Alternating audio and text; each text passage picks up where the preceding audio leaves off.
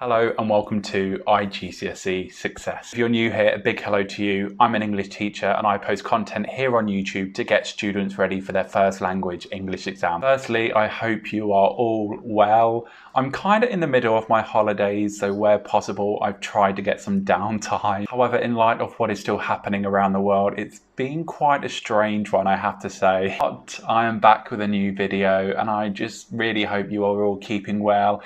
And again, thank you so much for your continued support. Your support really helped make my videos reach as many people as possible. And I've always said, your iGCSE years, they are a tough 2 years. And if I can use this channel to make that experience, that journey a little bit easier, then I'm doing something right with this channel. So without further ado, let's get on with today's video. So, summarising, why is it that students seem to inherently struggle when asked to summarize a piece of text? That's what I want to find out today. I do say inherently, certainly during my time teaching and delivering the first language course, it's the summary question that is usually quite tricky for students. Some teachers, unfortunately, rather woefully just expect students to be able to summarize. But the reality is that summarizing, it's quite a difficult reading task, and there's certain steps that students need to be able to do in order to summarize successfully. So let's begin by looking at the nuts and bolts of what a summary actually is. Now, a summary, put very simply, is a shortened version of whatever text you have been presented with. And this shortened version that you are expected to produce includes the main ideas only. So as per the requirements of the first language English paper, you are expected to get around 10 points from the text which you've been presented with. Then you need to reorganize or synthesize those ideas and produce a succinct summary. Now let's look at some of the difficulties students often face when they are presented with any summary writing tasks. I think it's important to acknowledge that when students are presented with their first summary writing task, it can often seem somewhat of a Herculean task to remember all of the different steps that are required to be able to summarize effectively. And you know what? I can really understand why it can be quite intimidating when you are asked to summarize. You are presented with a large amount of information.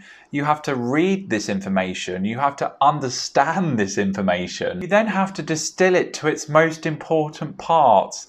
That's tricky. Of course, you then need to reorganize these important parts and then communicate them in a clear and concise way. And let's not forget that you are also expected to reword where appropriate the ideas which you have gathered. And this is certainly something which my students have struggled with in the past, or under exam conditions they often forget to do. I mean, lifting phrases from the text just seems to be this ongoing, this perennial problem. However, fear not, if you are a student watching this, you do have what it takes to be able to master how to summarize effectively. So that's enough of me waffling on. Let's get to the last part of the video. And in this last part, I'm going to be writing a short summary and discussing the steps that you need to be taking in order to write a successful summary. So let's get straight to it.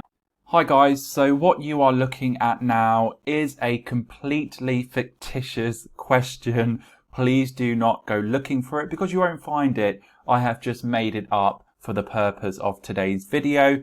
However, we will read the question just, I guess, for the purpose of becoming familiar with the wording of the summary question, which will be 1F. So let's take a look. Read text B, the rise of YouTube, in the insert, and then answer question 1F on this question paper. And question 1 reads, according to text B, what is the appeal of YouTube and what do people use the platform for? You must use continuous writing, not note form, and use your own words as far as possible. Your summary should not be more than 120 words.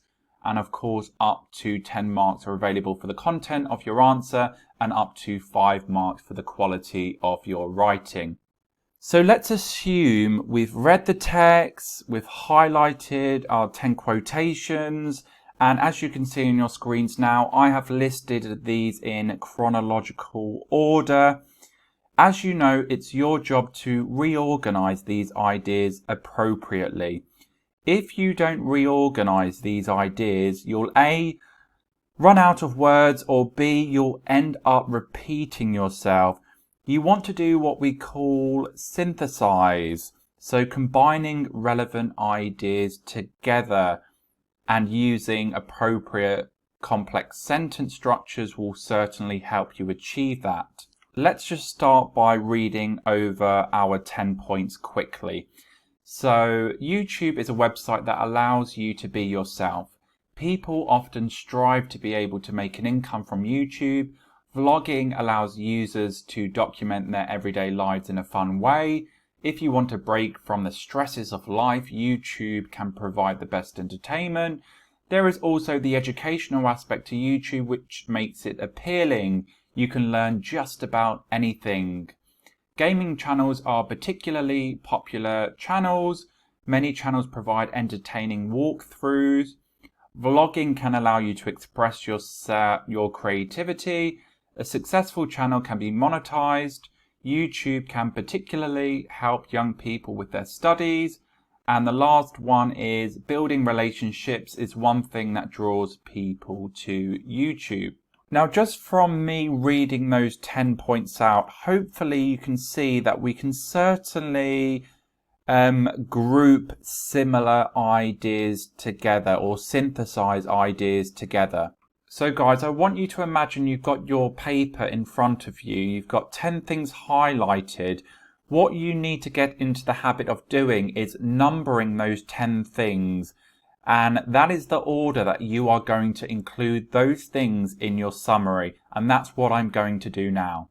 So just looking at all 10, I think actually I am going to start with the first one. YouTube is a website that allows you to be yourself. And I think the idea of being able to be yourself can link quite nicely to vlogging and why people vlog. So I'm going to put that as number 2. Vlogging allows users to document their everyday lives in a fun way. And there is also another quotation which I've written about vlogging, and that is going to be number 3. And I might also be inclined to include the aspect of building relationships as number 4. That seems to be kind of, I guess, the odd one out.